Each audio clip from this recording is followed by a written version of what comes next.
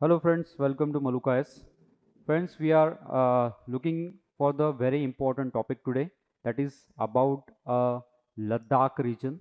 Recently, government has formed a high power committee for the Ladakh region.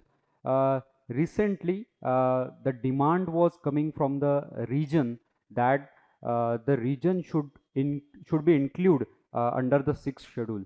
So why the Union Territory is uh, trying to come under the sixth schedule? What are the government stands? So we will look into the topic. We will discuss very detailed the purpose of that particular demand and what is the reason behind that particular demand and what is the government stance about the this particular decision from coming from the UTs. So अगर हम discuss करें topics को start करें तो ये form क्यों हुई है, पहले तो इसका पर्पस देखेंगे। सिक्स शेड्यूल बेसिकली होता क्या है, हमें पता है कि सिक्स शेड्यूल में ऐसे कुछ स्टेट्स है जिनको एक स्पेशल स्टेटस का दर्जा मिल जाता है। तो सिक्स शेड्यूल बेसिकली है क्या? ऑटोनॉमस डिस्ट्रिक्ट काउंसिल्स भी इसके जरिए न्यूज़ में आ जाती है, जो इन सिक्स शेड्यूल में जो इंक्लूडेड स्टेट्स है वहाँ पे जनरली ये फॉर्म होती है। तो ये ऑटोनोमस डिस्ट्रिक्ट काउंसिल्स या फिर डेवलपमेंट काउंसिल्स बेसिकली है क्या, उसको भी हम डिस्कस करेंगे। और मेनली गवर्नमेंट का स्टैंड क्या है इन सारी चीज़ों पर, और ये कमेटी क्यों फॉर्म की गई है, ये सारी चीज़ों को हम देखेंगे। क्योंकि बहुत दिनों से जिस दिन से 370 जो आर्टिकल था वो हटा दिया जाता है, उसके बाद फिर लद्दाख उसके साथ साथ जम्मू एंड कश्मीर, ये दो यूनियन टेरिटरीज बनाई जाती है। तो जम्मू एंड कश्मीर के लिए तो हमें पता है कि स्टेटहुड का जो दर्जा है वो मिलने की बात हो रही है ना, अभी तक मिला नहीं है। लेकिन लद्दाख जो रीजन है वो भी चाह रहा है कि हमें एक पहले तो सिक्स शेड्यूल में लाया जाए, और कुछ हद तक वहाँ की जो सिविल सोसाइटीज़ है या फिर ग्रुप्स है या फिर मोमेंट्स है वो भी चाह रहे हैं कि वो अपनी डिमांड्स को अभी चेंज करते जा रहे हैं कि हमें अभी स्टेटहुड का दर्जा भी दिया जाए। तो बेसिकली ये क्राइटेरियाज है क्या, इसको भी हम जानने की कोशिश करेंगे। सो ये बेसिकली 2 जन ऑफ 2023 यानी recently he MHA ministry of home affairs ने ये कमेटी को एक फॉर्म किया, जिसको चेयर कर रहे हमारे मिनिस्टर ऑफ होम अफेयर्स के ही मिनिस्टर ऑफ स्टेट जो है वो, इसको बेसिकली उनके अंडर में इस कमेटी को गठित किया गया। और ये कमेटी बेसिकली, जानने से पहले हम थोड़ा सा बैकग्राउंड को देख लेते हैं कि बैकग्राउंड क्या है बेसिकली। तो जैसे मैंने आपको ऑलरेडी बताया कि जो सिविल सोसाइटीज़ थी जो इस रीजन में एक्टिव है, पीपल्स मूवमेंट्स होंगी या फिर लेह की एक अपेक्स बॉडी है जो डिमांड कर रही है बेसिकली इस यूनियन टेरिटरीज में आने के लिए या फिर उनको इंक्लूड करने के लिए अंडर द सिक्स शेड्यूल। ठीक है, so they announce that they would boycott the upcoming district autonomous district council के जो रिसेंट इलेक्शन आने वाले हैं, वो भी चाह रहे हैं वो कि उनको भी बॉयकॉट किया जाए ताकि उनकी जो डिमांड्स है वो फुलफिल की जाए। तो बेसिकली डिमांड यही है कि उनको यूनियन टेरिटरीज जो बनाई गई है उनको सिक्स शेड्यूल में लाया जाए। तो सिक्स शेड्यूल में बेसिकली क्या क्राइटेरियाज होते हैं, उनको गवर्न कैसे किया जाता है, और सिक्स शेड्यूल के लिए ये एक स्पेशल स्टेटस है क्या, बेसिकली क्या चीज़ें हैं जो सिक्स शेड्यूल में इंक्लूड होती है जब उनको उसमें इंक्लूड किया जाता है। ठीक है, the representatives from the region assured that the discussions would commence. ठीक है, तो जो वहाँ के लोकल MPs होंगे, MLAs होंगे, वो इन जो मूवमेंट्स है या फिर सिविल सोसाइटीज़ है उनको कह रहे हैं कि जैसे ही ये इलेक्शंस ख़त्म हो जाते हैं उसके बाद विद इन 15 डेज हम इन सारी चीज़ों को सेटलमेंट करने की कोशिश करेंगे। एक पॉजिटिवनेस, एक पॉजिटिव अप्रोच उन्होंने देने की कोशिश की।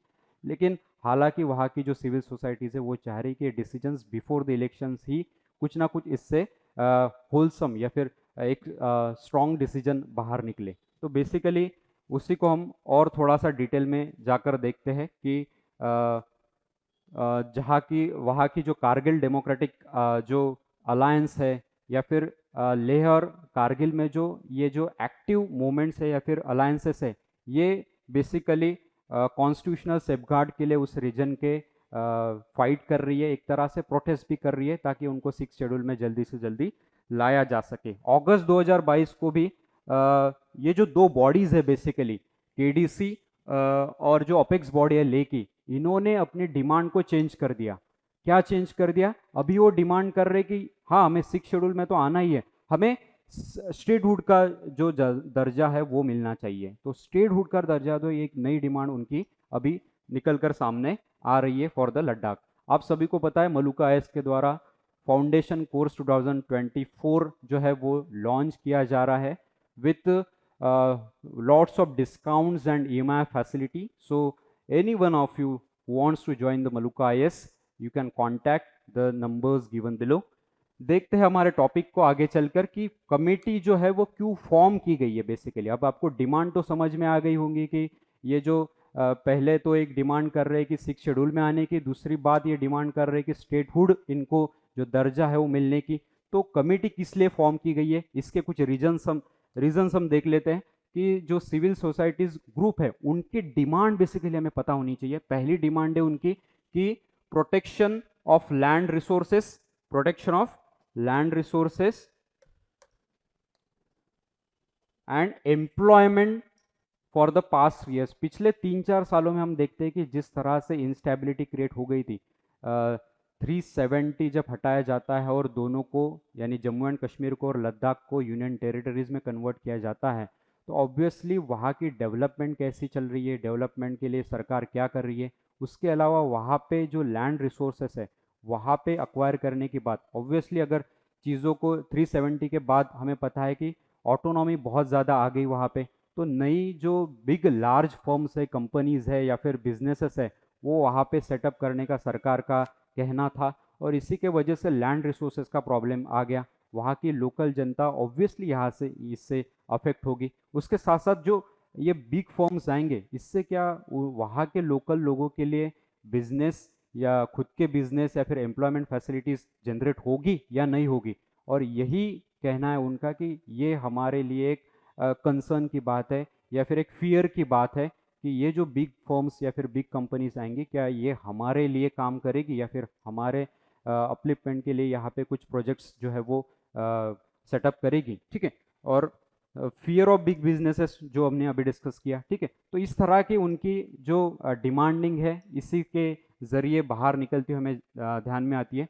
पर्पस ऑफ द कमेटी के बारे में अगर देखा जाए तो हमें सभी को पता है कि लद्दाख जो रीजन है या फिर ये जो 6 शेड्यूल में आने वाले जितने भी स्टेट्स है, हमें पता है कि इन सभी स्टेट का एक यूनिक कल्चर है ना, एक यूनिक आइडेंटिटी है, जोग्राफिकल वैल्यू भी उनकी बहुत ज़्यादा है। सो ये यूनिक कल्चर, उनकी unique language, geographical location, strategic उनका प्लेस या फिर स्ट्रैटेजिक इंपॉर्टेंस, ये उस रीजन को एक स्पेसिफिक इंपॉर्टेंस देता है। और इसीलिए जिस तरह से बाकी के states due to these uniqueness they are coming under the 6th schedule, that's why the union territory Ladakh also demanding to come under the 6th schedule. So that is the clear cut reason behind this. और चीज़ें है कि to ensure the protection of land and employment for the people of Ladakh जो हमने already discuss किया, designing the strategies for the inclusive development. ठीक है, अब यूनियन टेरिटरीज में है तो ऑब्वियसली कमिटी जो है जो फॉर्म की गई है उनका बेसिकली पर्पस ये है कि इंक्लूसिव डेवलपमेंट को बढ़ाया जाए। ऑब्वियसली सरकार चाह रही है कि अगर उनको यूनियन टेरिटरीज में कन्वर्ट कर भी दिया है लेकिन वहाँ पे जो अब तक डेवलपमेंट फैसिलिटीज़ या फिर inclusive development, sustainable development facilities नहीं पहुँच पा रही थी, उनको हम बढ़ावा देंगे। तो basically purpose of the committee भी यही कहने की कोशिश कर रहा है। आगे चलकर हम देखते हैं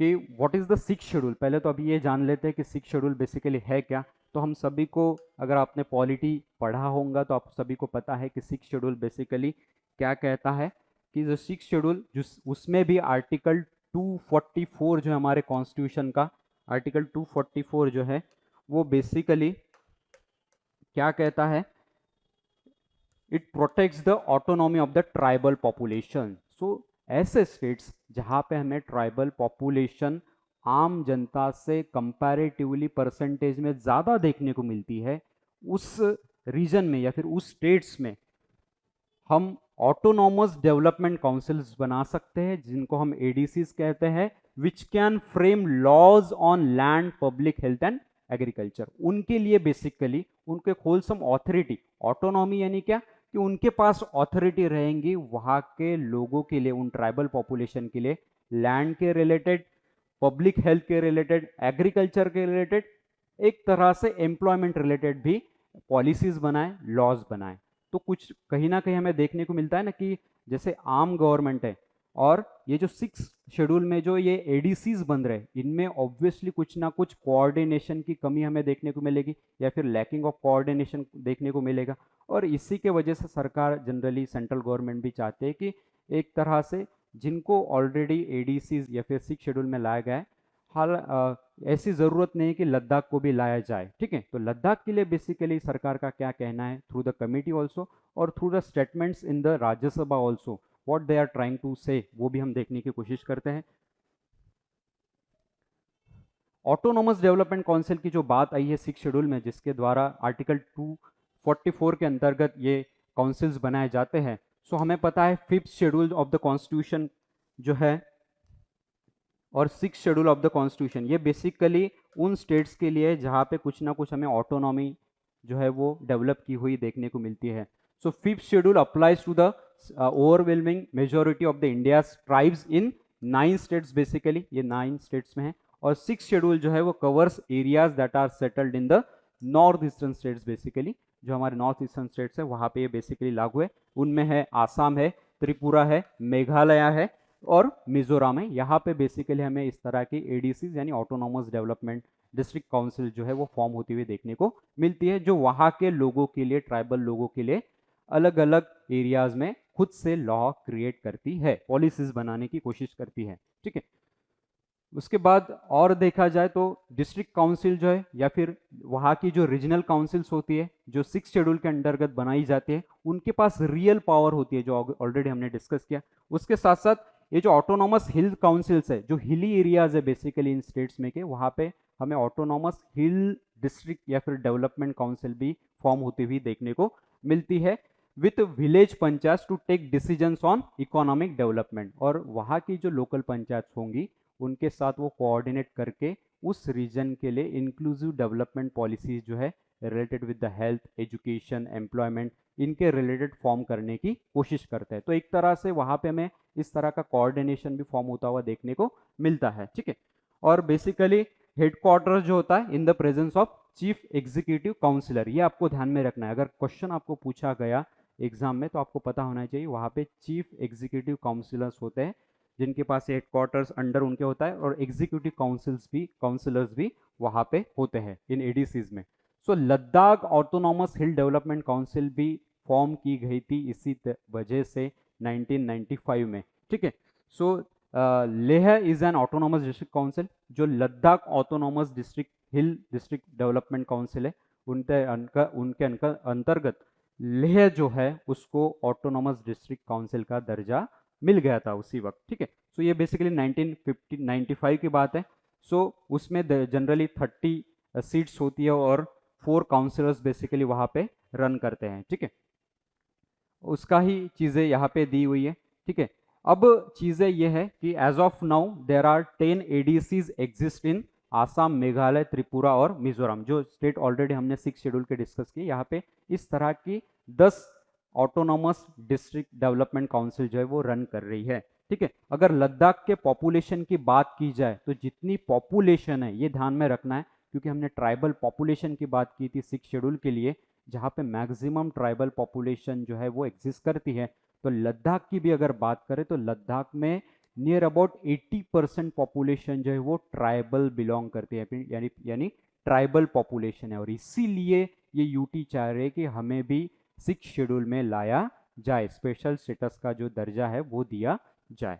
ठीक है, गवर्नमेंट का स्टैंड क्या है ये हम देखते हैं। अभी गवर्नमेंट का सीधा सीधा कहना है कि हम अभी लद्दाख के लिए इस तरह का कुछ भी सोच नहीं रहे हैं, हम इसमें इंटरेस्टेड नहीं है। तो सरकार ने तो क्लियर कट डिसीजन अपना दे दिया कि we are not interested in forming या फिर taking that particular region Ladakh under the 6 schedule. उसके कारण भी सरकार ने बताया और इसी कारण को और अच्छी तरीके से इन लोगों में बताने के लिए कमेटी का फॉर्मेशन किया गया। ठीक है, और एक कमेटी बेसिकली क्या कहती है, तो सरकार का जो स्टैंड हमें पता ही चल ही गया। ठीक है, तो एमएचए ने यानी मिनिस्ट्री ऑफ होम अफेयर्स ने इस तरह का इंफॉर्मेशन दे दिया या फिर इन्फॉर्म कर दिया किसको, पार्लियामेंट्री कमेटी को, कि ऑब्जेक्टिव क्या होता है बेसिकली सिक्स शेड्यूल में लाने का उस रीजन को या फिर उस टेरिटोरी को, तो for inclusion of tribal population under the six schedule to ensure the overall socio economic development, right. So main purpose होता है सिक्स शेड्यूल में अगर हम उस ट्राइबल पॉपुलेशन को ला रहे हैं तो उनकी सोशियो इकोनॉमिक डेवलपमेंट जो है वो फुलफिल हो जाए, ये बेसिकली पर्पस होता है, ऐसा एमएचए ने कहा, which the UT administration has already been taking care of that. और सरकार का ये भी कहना है मिनिस्ट्री ऑफ होम अफेयर्स के रिपोर्ट के द्वारा कि जो सोशियो इकोनॉमिक डेवलपमेंट है उसके लिए ऑलरेडी वहाँ की जो सरकार है वो प्रयत्नशील है, उस तरह के स्टेप जो है वो उठा रही है। तो इसीलिए इस तरह के सिक्स शेड्यूल में लाने की अभी ज़रूरत नहीं है, इसीलिए सरकार का कहना ये। दूसरी बात, दिसंबर 13, 2022 को जो राज्यसभा में एक रिपोर्ट टेबल किया गया यानी सामने लाया गया, उसमें यह बताया गया कि Ladakh administration recently increase the reservation for the schedule tribes in the direct recruitment from 10% to 45%। यानी क्या कि वहाँ के जो लोकल ट्राइबल पॉपुलेशन है, वहाँ के जो यंगस्टर्स हैं, उनको भी वहाँ की जो डायरेक्ट रिक्रूटमेंट होती है उनमें भी रिजर्वेशन को बढ़ाया गया है। यानी सरकार भी चाह रही है कि वहाँ पे जो सोशियो इकोनॉमिक डेवलपमेंट है वो तेजी से हो, ऐसा बिल्कुल सरकार का कहना है by MHA also and in the statement given in the Rajya Sabha also. So सरकार तो पॉजिटिव अप्रोच के साथ जा रही है, ऐसा सरकार का कहना है, related with the education also, related with the employment also और overall socio economic development also. So basically और मेंबर्स ऑफ द कमिटी जो है, जो इन कमिटी के द्वारा जो मेंबर्स इन कमिटी में काम कर रहे हैं, उनका भी कहना यही है कि सरकार ने जो इस कमिटी को फॉर्म किया है हमें भी वही कहा गया, और बेसिकली ये एक स्टैंड सरकार का है कि लद्दाख को जो है वो अभी यूनियन टेरिटरीज से सिक्स शेड्यूल में जो है वो लाने की ज़रूरत भी नहीं है। और दूसरी जो डिमांड है स्टेटहुड की, जो हमने पहले डिस्कस की, उसकी तो बात ही नहीं आती, क्योंकि जिस तरह से अभी ये लद्दाख या फिर जम्मू एंड कश्मीर दोनों यूनियन टेरिटरीज फॉर्म हुए हैं, पहले तो यहाँ पे सोशियो इकोनॉमिक डेवलपमेंट जो सरकार का 370 हटाने के बाद का मेन पर्पस था कि वहाँ पे एजुकेशन होगा, वहाँ के कल्चर को हमें बचाना है, वहाँ पे जो बाकी की चीज़ें डिस्टेबिलिटी की बातें हो रही थी उसको हमें काउंटर करना है, उसके साथ साथ वहाँ पे एक डेवलपमेंटल इनिशिएटिव्स को बढ़ावा देना है, इंक्लूसिव डेवलपमेंट को इनिशिएट करना है, और वहाँ पे जो यूथ्स हैं उनको प्रॉपर तरीके से एजुकेशन के साथ साथ एम्प्लॉयमेंट जनरेशन भी किया जाए। तो इस तरह से सरकार का स्टैंड जो है लद्दाख के रिलेटेड एक क्लियर कट है कि ये कमेटी हम फॉर्म कर रहे हैं, कमेटी सिर्फ इंस्पेक्ट कर रही है, राइट, और भी कमेटी के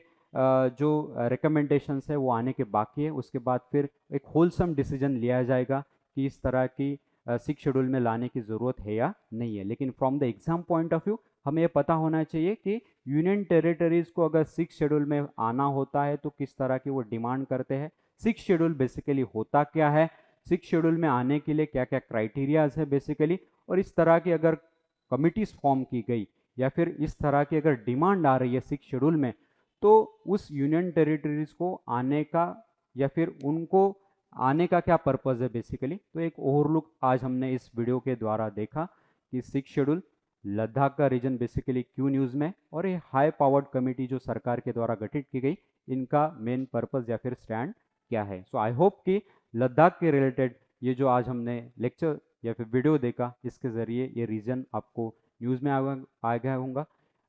इसी इंफॉर्मेटिव वीडियो के साथ हम नेक्स्ट वीडियो इसी इंफॉर्मेटिव वीडियो आपके साथ ऐसे ही लाते रहेंगे। तब तक all the best, thank you.